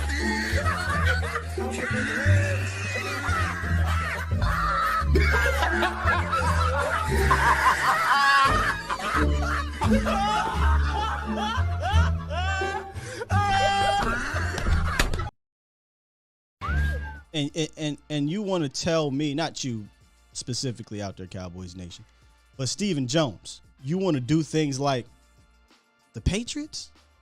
The Patriots signed guys like Vrabel, Harrison, Rob Ninkovich, Alan Branch, Deion Lewis, these guys, to small, short deals. And a lot of those guys ended up being core players or helped them win in their very short time being there. There's a crazy stat I saw the other day. Deion Lewis, the little scat back running back, the Patriots were undefeated at one point over a 2-year span or 3-year span when he played a game. And you know what the other thing that the New England Patriots do, Stephen Jones? Their system isn't, hey man, whoever the hell's open. They tailor their system to their best players. Tom, what do you want to do? What do you like to do? Okay, you like to hit the middle of the field, get to get it out quick. Cool. We're going to continue to replenish that slot guy with a Wes Welker, with a who's the cat that retired from the Super Bowl with the crazy catch? I know I'm talking about in Atlanta, having a brain fart.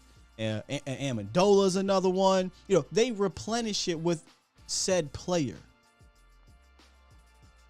Hey man, we need to go out there and get a top end wide receiver. Okay, let's go out there and get a Randy Moss.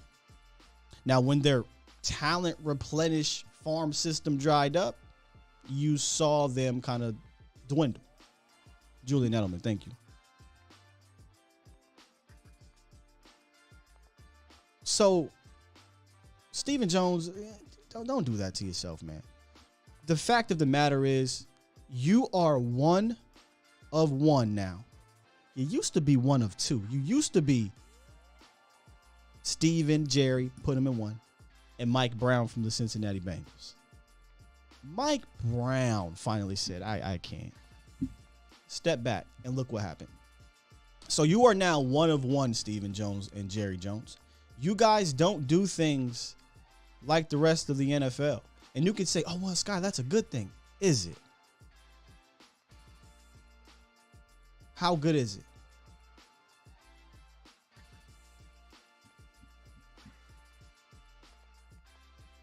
Got my OG in the building. What's up, B-Bird? No much, Sky. How you doing this morning, brother? I'm good, man. I'm fired up, if you can't tell already.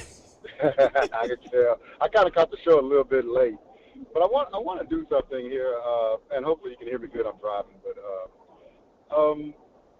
I'm gonna put you in Stephen and Jerry's position. Correct? Is that okay? That is wonderful. I would love to be in their position. Okay. We'd have a Super Bowl. Yeah, I'm saying. You hire Mike.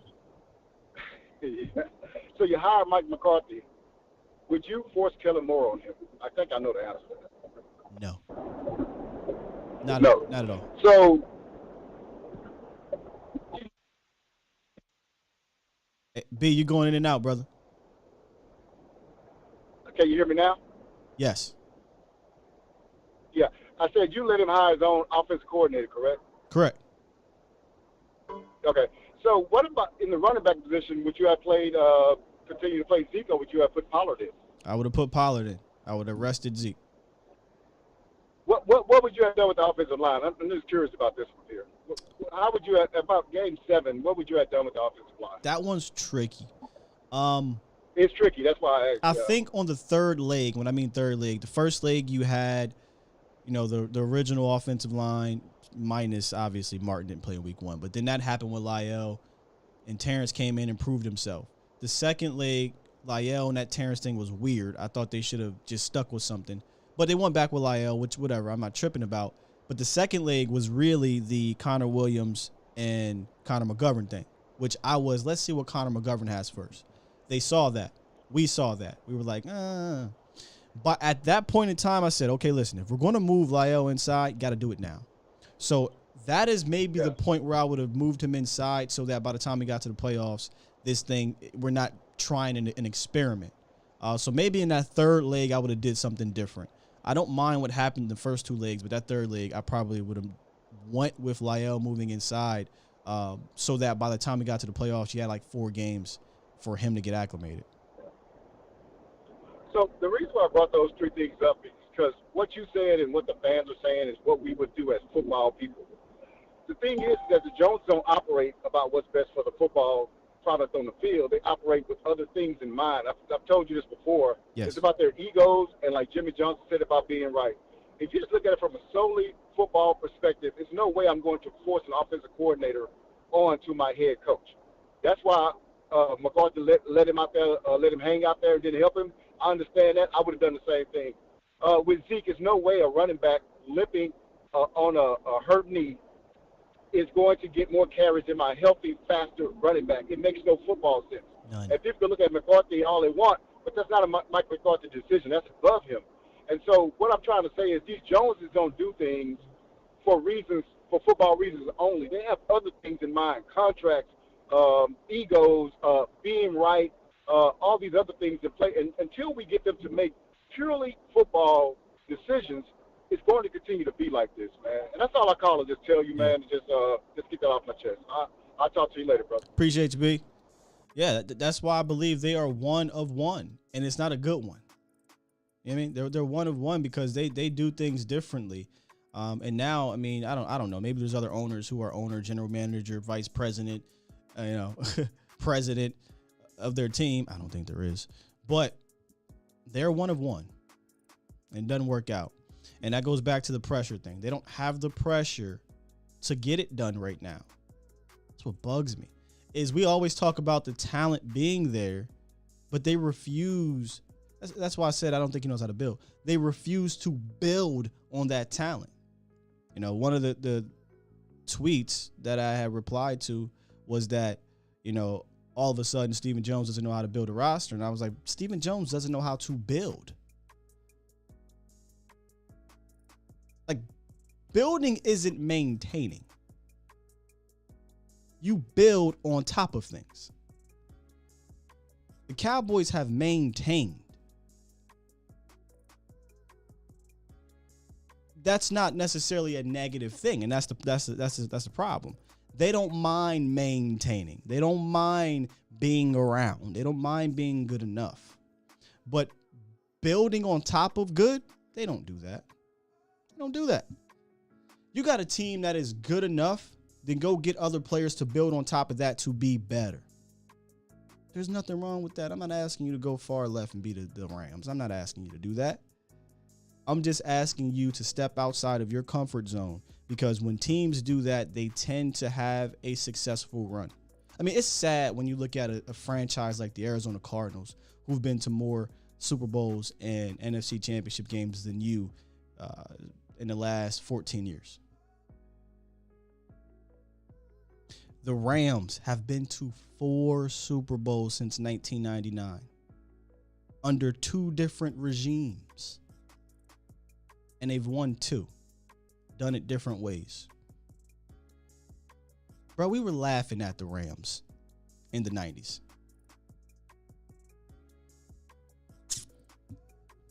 Nacho, what's up, man? Sky, good morning. Great content. Oh, man, these callers have been right on point. You've been right on point. Let me share 2 things. I'm completely with you. And the callers, absolutely 110%. In the 90s, and since 1989, since Jerry Jones bought the team and they came in, what would they do? Okay, they would draft well for the most part. but they would get key pieces through free agency, key players to win championships. Jerry did that. They're not doing that anymore, right? So they got to figure out, okay, are we going to continue to just rely on drafting well and building through the draft, which I get it. It could be the smarter way of going about it, not having to overpay a lot of these big-name free agents. I get that. At the same time, though, you want to get over the hump, you want to be a championship football team, that key pass rusher, that key corner, etc., that could be the difference between you winning 12 games and getting to the NFC Championship game. So I'm hoping something's got to, some philosophical something's got to change, and they got to figure, and they got to see what other teams are doing. Obviously, I think it's pretty evident what we all saw this year. It was a perfect opportunity it was an open season for any NFL football team to win a Super Bowl this year. Just how everything kind of panned out. And we were there. We had the roster, and we failed. Now I'm going to switch to obviously the scouting combine a little bit and kind of just share a few things, and I want to see what you think. So your boy Davis, nose tackle. If we would go with him, oh my God, he would then solidify our run defense. He would solidify our run defense. That 1-tech, 3-tech nose tackle kind of big boy in the middle that we haven't had in forever. How about this? How about blend in another linebacker to go along with Parsons so we can kind of have that combo? Obviously the Kobe Deans or Lloyd from Utah, we bring any of those guys in, solidify that linebacker corps. And how about this one? We Curse, which is what you and I I've heard you talk about. Jerron Curse is one of the key guys that we would like to keep. He's my number one free agent. I love him. He's my number one Cowboys free agent. You know what? I'm with you on that. I believe what he brings is a combination of two things. He not only brings, he will solidify that strong safety position that we haven't had in a while, but he brings that leadership, and he brings that dog that we need players like that.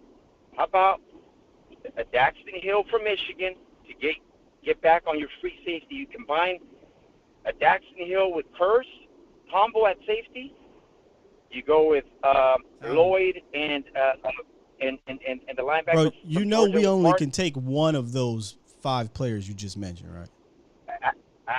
Yes, absolutely. Okay. So I wasn't sure if you meant like drafting all those guys.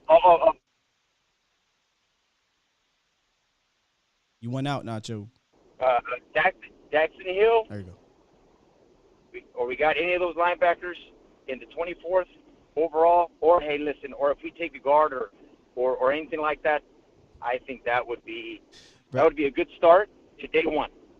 Basically, what you're saying, there is going to be a dude at 24, and I couldn't agree more. Right. So I'm excited. Obviously, scouting combine today. I heard you in the morning, talking to Yeomans, and you guys had a great conversation. But anyways, I'll leave you with that thought, and great callers and great segments, and I'm hoping that at some point, in closing, somebody's got. Yes, they got to get it through their heads, and we got to start thinking and shifting the way we did in the early 90s. We want to win. Indeed. I appreciate you, Nacho. Thanks for calling in, man. Absolutely, my man. Have a good day. Yep, you too. Let me get to my guy, my bro, Boss Cowboy in the building. What's up, Boss? Hey, what's going on, big dog? How's the sound? I'm going to turn you down a little bit, but you're good. Okay, I just want to make sure. I know how that works. Yeah. First, man, can you give yourself the explosion button, bro? Because this show is I got you. So the first thing I want to say, big dog, is I wish people listen to you better, because I don't get it. To me, you being very clear, and I don't see where the misconceptions is coming from, because to me, you spelling it all the way out. with the Cooper dilemma, and you're not overreaching on it at all. So it's one of those things to where I don't think a lot of people dissecting it right and really not seeing this system versus playmaker dilemma, because that's really what it's coming down to. I don't even hear that many people talk about it. I heard you talk about it. I heard Jesse Holly talk about it. We talk about it. But I really don't think a lot of our fans are connecting that the problem is not that we won't be successful with a committee. The problem is we won't be successful when it gets tight with a committee, right? So when it's big games, like you said it like 18 times, I just don't get how people are missing your point. Like, nobody is saying that the committee system don't work on average teams. We know we put up big numbers. Right. We just see the trap, in my opinion, that it's a trap. It's like you go into big games thinking that people thinking that, okay, we can use this committee approach when we going against a team that's drilled up like San Fran. No, they go slap you in your mouth. Yep. And see, one of the that you said that I think a lot of people miss, because I said the exact same thing yesterday. It wouldn't even matter in this system if we have Sterling Sharp mixed with Jerry Rice, mixed with Randy Moss. If you show a double to that athlete and then the system says go away from that, then what's happening is you're allowing the defense to dictate where the ball goes. And that's a major problem that nobody is talking about. All the Hall of Famers called this out too, and the only person that I'm hearing really go loud about this is you and Jesse Holly. So first, bro, thank you. You know what I mean? Because to me, this is the biggest issue this offseason. Not talent, not Reed, not receiver, not linebacker. It's this system. Because this system is going to be fool's gold again, in my opinion. And you know what, boss, what boggles my mind is that, did we hear any of this shit 2 years ago when they signed him to that deal? No. Second question. Did the system change? Yes, to a degree, yes. How did the system change? Same offensive coordinator. Because I didn't expect you to say yeah, so I don't think it did. But how did the system change from 2019 with Kellen Moore to 2021 with Kellen Moore? I say this is the way the system changed, and that's why I said it in the way it changed. In a way, I think we got into big picture stuff, and I think that's what Mike McCarthy was talking about, where he said they focus on big picture. I'm trying to win, right? Mm-hmm. So I was looking at history, big dog, and I was looking at what Cole Beasley was saying when he left to Buffalo, and one of the key things that he said is opportunities is more important than money, right? Because his targets also went down on the contract year. So the system didn't change, but the focus on who you target in your system changed, in my opinion. Okay. So the higher ups changed the targets. Yeah. And see, and when I looked at the clues of what Cole was saying, because, when Cole left, half of us was kind of feeling them. Half of us was thinking, okay, you just a dramatic receiver like normal. But how does his experience fully line up to Amari? It's because likely he's telling the truth. Because Cole Beasley came out and said front office dictates who they want to get the ball. Yep. And now remember, he talked about that in 2-minute drill, that's where I eat, because it's not scripted. So whenever a script is involved, it's likely a potential of meddling coming in from the front office. And that's why I said it's levels. And I'm like, bro, I really wish y'all listen to Scott. Like, don't just shoot down what he's saying, because he's talking in levels and dimensions, and you got to really pay attention. But but I think it's obvious, boss. Like I think it's right there. We're just putting it into words, into a deeper context. But Steven is telling you, your coach is telling you, your players are telling you, it's right there. But somehow, some way, we're worried about your stud wide receiver. That's strange to me. So what I mean is, you signed him, when I'm talking about Stephen Jones, you signed him to this 2-year deal, 2 years ago, under the same offensive coordinator, under the same system, and all of a sudden, 2 years later, oh, well, the system, we can't really give him the ball because of the system. Well, brother, Right. why did you sign him to that contract? Why did you even trade for him in the first place if you were only going to get 4 years out of him and boot him? A first-round pick, by the way. Yeah, and it's so much that's wrong with this. It's a morale thing that's wrong with this as well. Because remember, like CeeDee Lamb just came out in an interview and talked about how the public talk affects player confidence. Well, he's not for a contract, so who could he be talking about? His counterpart Cooper. So we are very toxic, and there's very few shows that actually focus on the political dynamics and the toxicity of our organization and shine that light on it. We are always talking about talent, but it's only a few shows, and you are the one, right, that's really shining a light on the culture. B. Bird said this yesterday when he called in. He said, bro, I'm not even as interested in draft and free agent talk this year. I want to talk to people that's going to focus on the culture, because if we don't fix this culture, we go keep repeating what we've been repeating for the last 26 years. And see, I shout out to Ronnie in the building on Facebook. He's laughing. He thinks it's funny, but this is true. He says, so y'all think Jerry told the coaches to stop targeting Cole Beasley so they wouldn't pay him? See, it's not even that. It's not about he stopped targeting Cole. You can say, hey, target so-and-so more than without saying don't target him at all. And this is why I know it is a fact that Jerry Jones sits in some of these meetings and says, what's happening today? No. What about this?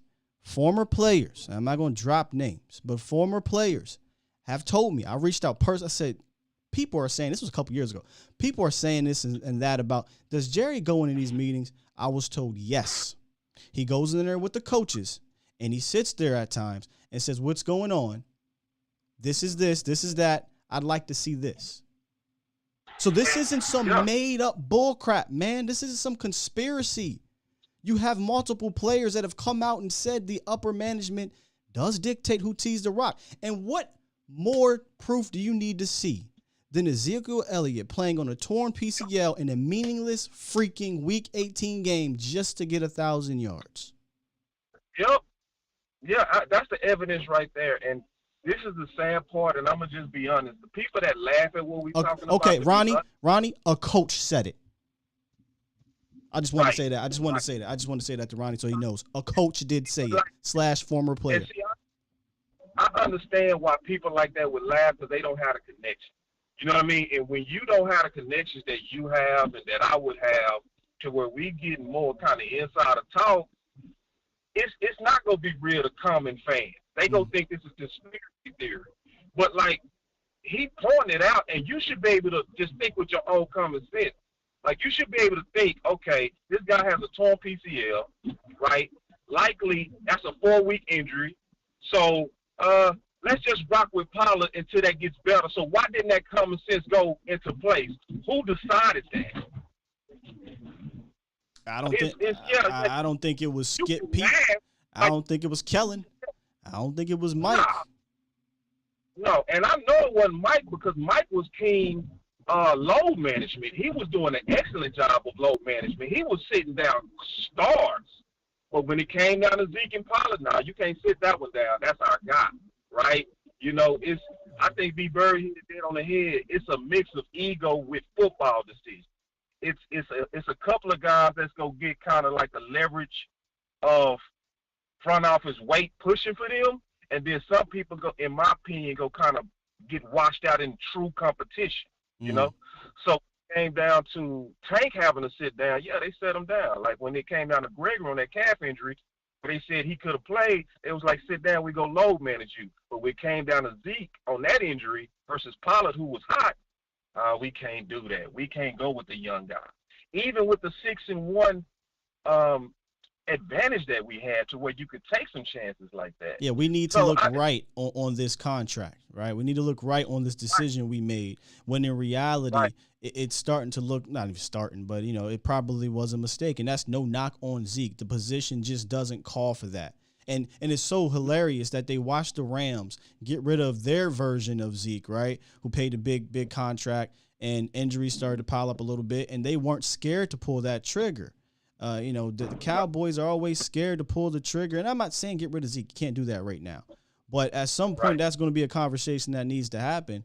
At some point, you don't have to get rid of him last year. You could have just said, yo, we're going to roll with Tony Pollard for a little bit here as you get healthy. But they don't want to look foolish. Right. And people don't really understand the tea leaves that we're looking at. So people are laughing and say, you mean to say that he said don't target Cole Beasley? Yes.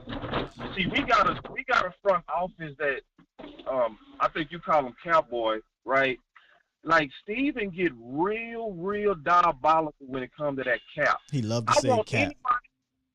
I want anybody to go look at the history of quarterback and go find me a quarterback that was on the level of Dak that had to play the year 4 and then got tagged. You can't find it. And why did he do Dak like that? Because he was trying to force Dak into team friendly. He was so committed and egotistical in that he kept running up his price $6 or $7 million a year just to try to get him to go under $1 million. So, people got to understand when you're dealing with sometimes these billionaires and their egos. I heard Jesse Ollie say it like this: the offseason and dealing with these contracts is their Super Bowl. See, our Super Bowl is the actual Super Bowl. Their Super Bowl is being right in the public, being right in front of those other billionaires, and being able to force guys to submit to their will. Yeah. And they make all kind of dumb cap decisions. So, I wholeheartedly believe it. So how can you tell me Amari Cooper got 1,000 yards with backup quarterbacks, but then couldn't get his targets with Dak? Okay, it's a conspiracy, sure. Right. No, it's real. And it's obvious. And that's why Mike McCarthy talked about they like to think in big picture and try to do big picture decisions where I'm trying to focus on winning. Like, people are not focusing on that statement. Yeah, right? when he said things are different here, but I don't like to pay attention to that noise. I'm more about winning. You're right. That kind of just went over people's heads. I think that's a major thing that he said. And it goes to show you the culture and what the Joneses do and how influential the Joneses are. But again, we're being told here in the chat, oh, well, so-and-so didn't report it. Okay. All right. Well, I say this, man, thank you, brother. I really appreciate it. It's a very brave thing that you're doing, and I'm proud to watch people like you work, because you give me a lot of, a sense of pride, not independent. You know what I mean? Because you say, and you're willing to say what others are afraid to say. You speaking truth to power in love, because this is a love thing. When you tell the truth to influential people, you're doing it in love, and I thank you for it, bro. Man, I appreciate the kind words as always, but you're the one as well that's doing your thing in this industry, and continue to push that truth, dog. Continue to push the truth.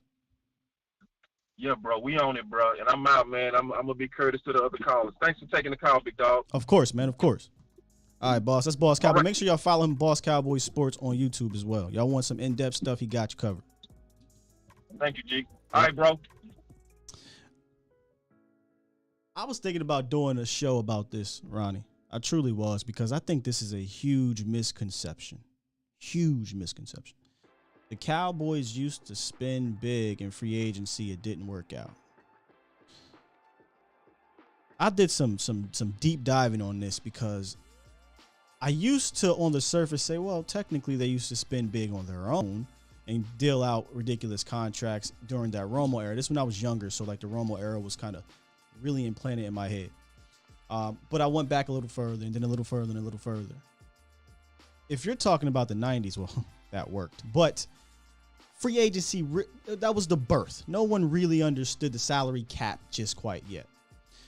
Since the salary cap era, the most they've spent in free agency in regards to a point in time from about 2000, right? From about 2000 to now, was when Bill Parcells became head coach, and he had to flip the roster upside down on its head. The Anthony Henrys, right? Leonard Davis came in 2007. The Jason Fergusons, the Marco Riveras. That time period was the most they spent in free agency. At the time, some of those contracts, like a Marco Rivera, was a multiple-time Pro Bowler, things like that, and he was a little older. Anthony Henry, I thought he played well. Well, like I said, Leonard Davis was a Pro Bowler as well. If you really go back and look, they did not spend crazy in free agency. And that was still early 2000s, mid 2000s. They spent crazy on their own. So 2012 was the last time they spent money on a big time free agent, and it's Brandon Carr. And he loves to use that Brandon Carr contract as look, we can't sign big free agents because look what happens. I think it was 2012. But if you truly go back and look, Richie Anderson was another one. Where did they spend all this money in free agency that y'all love to say happened? And I'm not saying spend $200 million. That's not the point. But where since 2000, from 2000 to now, did they go out and acquire top level talent at a high price that it didn't pay off like all the time, right? I won't say all the time, but it didn't pay off for the most part. Leroy Glover, that paid off. I'm probably in the minority here. Brandon Carr. I was fine with Brandon Carr's time here. I'm not tripping about that. People like to use Brandon Carr like it was an albatross of a contract. It was not. But maybe there's some homework. Maybe I hit up Boston because I know he gets into it too. Go find me this pocket of endless free agent spending on all these high price guys, all these blue chip tier 1 free agents. I promise you, I can't recall it. And then this is a genuine question to those that believe, well, Dallas spent all this money in free agency before. It didn't work. Where? And if it doesn't work, you don't stop doing it. Go look again. You want to be the Patriots? Go check out the Patriots. You think they hit on, I know they signed Revis and the Gilmores and the Rob Ninkoviches and things and hit. There's players they missed on too. Did that stop them? So where's all this crazy money that they spent? Keith Brook and come on, what are we talking about? Zach, what are we talking about? Those aren't free agent spendings where it's like, oh my God, you just spent all this money in free agency. There's one thing to say they spent big on free agency. It's another thing to say they actually participated in free agency. Well, they have to. They got to go sign these players to fill their roster. But again, I promise you, where's all these signings at, y'all? Don't worry, I'll wait.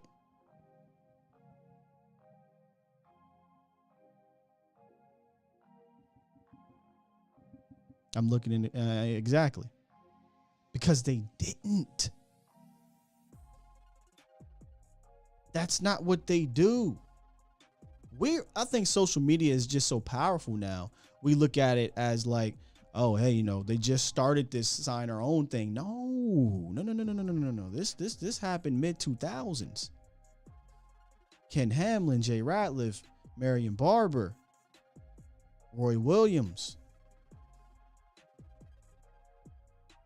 I want to say I think Brady got extended too, Brady James. This happened mid 2000s.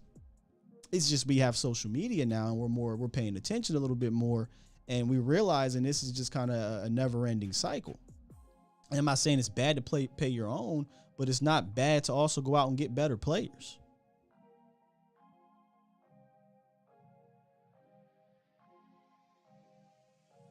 But back to like Ryan, I'm not trying to get on you, but I'm dead serious.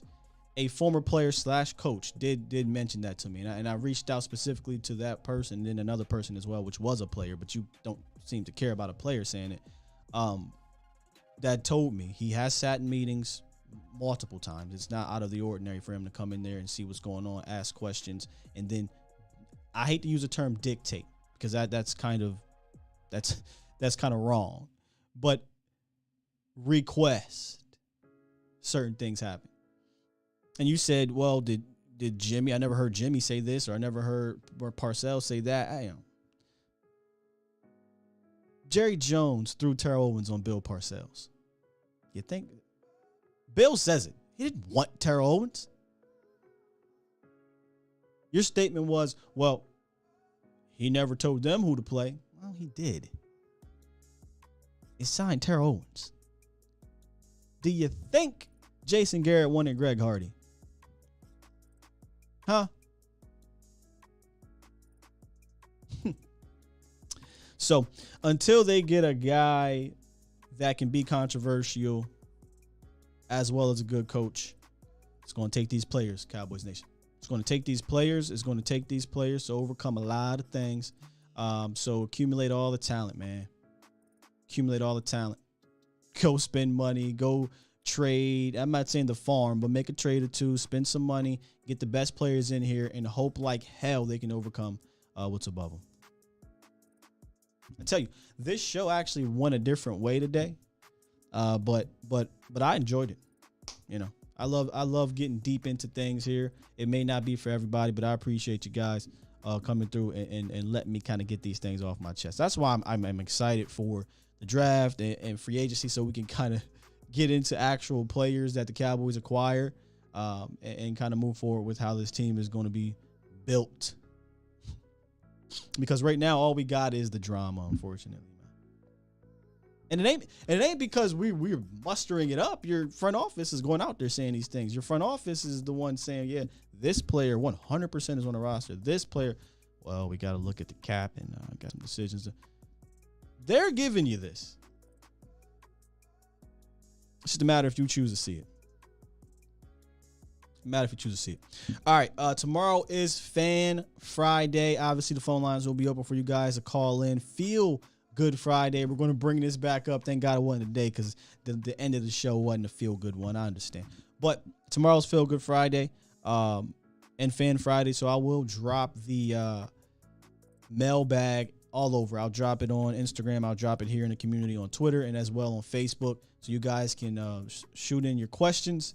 And we'll get the best ones on air like we do every single Friday. So make sure y'all tune in to that. And also, man, check out Texas Family Fitness, Freeman Mazda, and Worth the Poor. Give our sponsors a shot there. These are really good companies here. So check those guys out as well.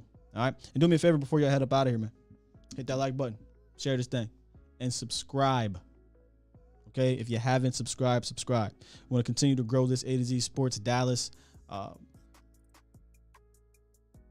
I don't want to say business, but we want to continue to grow this A to Z Sports Dallas culture. That's what we want to do. The community. Because I think it's a strong community, and I'm trying to spearhead it with I won't say like-minded, but strong Cowboys fans. All right. With that said, let me go ahead and press this button and get on up out of here so y'all can get to y'all Thursdays.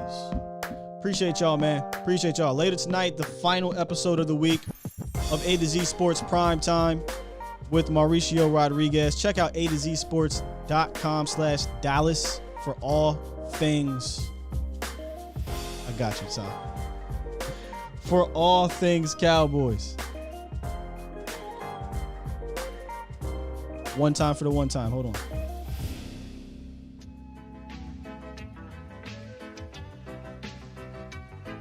Catboy, what you gonna do? What you gonna do when they come for you? Catboy, what you gonna do? What you gonna do when they come for you?